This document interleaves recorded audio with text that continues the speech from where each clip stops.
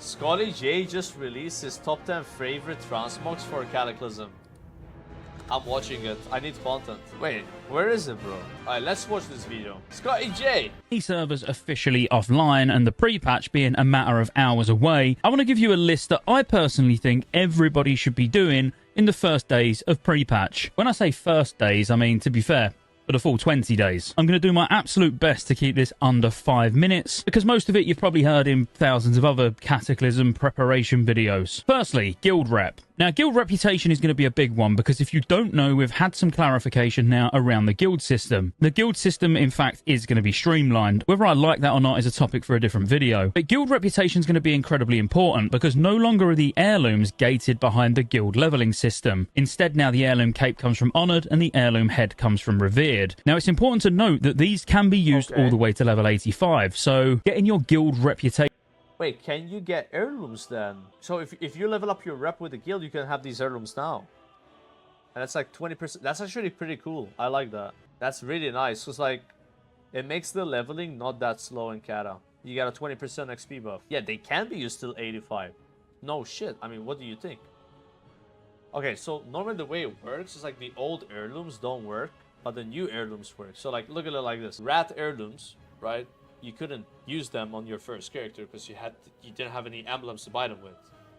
But these, you can get them, and apparently you gotta be friendly rep, and then you can just use it, which is really nice. I mean, it's not a big deal. It's like 20% more XP, but hey, you're gonna like that, trust me, okay?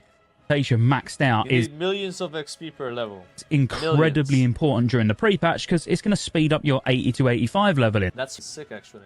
The thing is, what we're not clear on at the moment, but we will be very soon, is if Blizzard have bothered to add a reputation cap. Now, how it should actually work is there should be an individual member cap of 4,375 rep per week, which actually means with 3 full resets, you're only going to be able to get 13,125 rep. Now, as you know, it's going to take 3k to get to friendly and then 6k to get to honored. So that's going to be 9k straight away. Then you're going to need a further 12k to actually be able to get the head, which would actually mean if the cap's in place, you're not going to be able to get the head until the week after Cataclysm actually launches. Oh shit, so you can't get the helmets.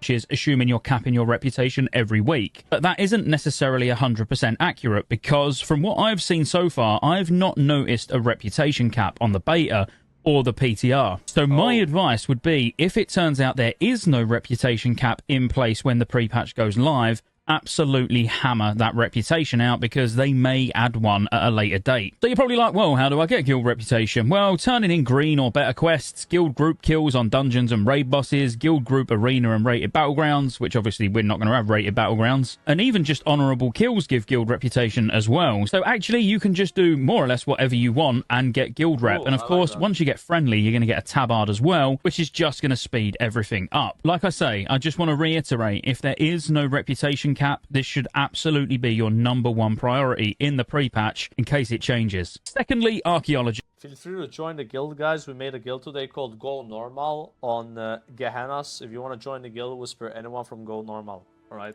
Don't need to spend too much time talking about this. You're going to want to get 450 archaeology. Now, there's a lot of back and forth on whether we think we're going to be able to get things like Zinrock or even the staff, but they require 450 to solve. And on the basis, you know, all the game files are up to date, literally to level 85 on the beta, as in the patch version of what we're going in on in the pre-patch is exactly the same as the beta, and you can get them on the beta. I kind of feel like we will be seeing some of these epics at level 80. I could be wrong, but I would kind of at least go quite hard with archaeology, solving as much as possible. You know, after a week or so, I'm not saying a week solid, but after a week or so, if you haven't seen any 359 epics, then just stock up ready for launch, because by then you would have expected to see one. But archaeology has got some fantastic items that you're going to want probably for your pre-bis sets at level 85, so make 1,955 spell power. Making sure it's maxed and stocking up on fragments and keystones is an absolute must. And then next is the quest prep stack for launch. Now, many people have been asked, we are going to do archaeology. Can you do archaeology at any level? Like, if I'm like level 20, can I be leveling up archaeology? Or is it like, you gotta be like level 80? You know? asking when I was going to do a video about this because I did talk about it a few weeks ago. The only reason I chose not to put it out was because Rested XP reached out and told me that they were actually doing an 80 to 81 pre-patch preparation guide. So, oh god, another one of those 80, 81. Yo, bro, I ain't prepping any quests for Kata, dude. I just wanna log in, go to Mount Hyjal, and just quest. Can I do that, chat? Like, do I have to do this like 50 hours of prepping so I can get like 1 hour ahead of everyone else? Is it worth it, bro? I did that in Wrath, I did that in TBC, did that in Saw, dude, Phase 2, Phase 3. There was kind of no point. Man. Now, as always, there'll be a link in the description and the pinned comment if you want to pick this guide up. But quite honestly, if you haven't literally done every single quest in Northrend, it is probably going to be worth it for you. I've played my Paladin throughout all of Wrath of the Lich King, and I can get 1.8 million XP at launch. It's just some running around. It will probably take an evening to sit and smash it out. There, of course, is some quest items, so things like Onyxia's Head, Reply Code Alpha from Ulduar, but it will calculate how much XP you can get based on you. So if I go on my Shaman, it's 2.5 million that it can get, but that's a fresh boosted character with access to absolutely everything. But ultimately, on launch day, if you want to just... So you're handing all the quests and you're level 81 already. God damn. Fly around and get to 81, 81 and a quarter, something like that, without actually... If you want this, by the way, just go on Rested XP. They have a $10... Guys, it's only $10 if you want to get the route, guys.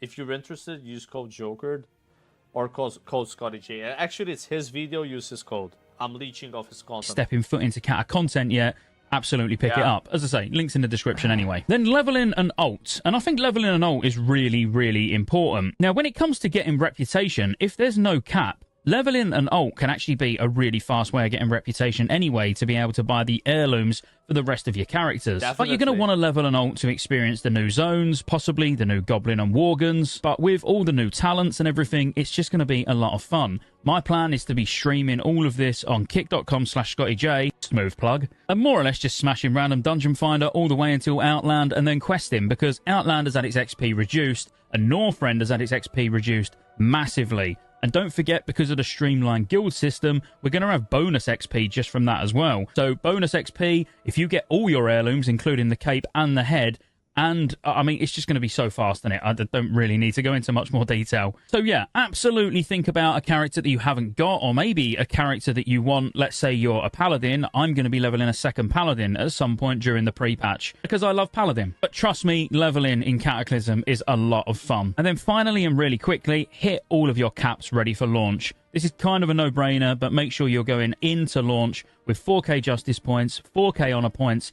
If you're on EU and you haven't already... What? I thought the cap was 1750. Wait, so you can only get 1750 and then you can farm more justice points during the pre-patch? I wonder how many justice points you get for doing ICC. Loads of Wintergrass commendations to be able to convert into honor when you're actually 85. Go and do that. You've probably got lots of time on EU. I want to say lots of time. You've got the rest of tonight until, well, servers go down to be spamming heroics. Get loads of Stonekeeper shards to be able to get some more Wintergrass commendations to turn into honor. But make sure you're getting rid of your Stonekeeper shards. How many do you guys have of these? Like, I looked at all my characters today, and I was buying these with each character. I'm at a 130. 130 of those. So, yeah. 400? Oh my god. Wait, so let me get this straight. So... the cap is 1750 coming from the pre-patch into the pre-patch. So you can get another 2,250 justice points during the pre-patch by killing bosses and shit like that. That's how I'm guessing it works. Or using these honor thingies. Because as far as I know, 1750 is the most you can have. With the because these do convert on the PTR, they do convert on the beta. And I really, really think they will convert to over 150 honor per commendation when Cataclysm actually launches. And the reason I say over is because they're affected by the guild. Wait. So, let me process again. Why were people saying that you need 346 emblems of triumph? Like, why? Why is it 346? Does that become 4k? Wait, you get 4k justice points. Why did I say 1750? Okay, I don't know. I've always been thinking that 1750... That's Valor points. Okay, so you get 4k justice points just by having the things. All right, never mind. Banner, they'll be affected by the guild perk. So yeah, it's about 175, I believe. But that's it. That's what I think you should be doing during the pre-patch. In fact, that's what I think you should be doing during the pre-patch. In that. Do you guys think, by the way, there's going to be a cap on the rep? I don't think so. They probably just forgot about it, or they said screw it. Which is nice, because you can just level a character and get enough reputation to buy the heirlooms. I love that, by the way. I don't know if there's someone mad about this. Anyone mad that you can have like 2 heirlooms from 80 to 85? Dude, that's pretty slow leveling. Trust me, you're gonna appreciate that. You're gonna appreciate that, bro. Believe me, okay? You're gonna appreciate that. It's nice.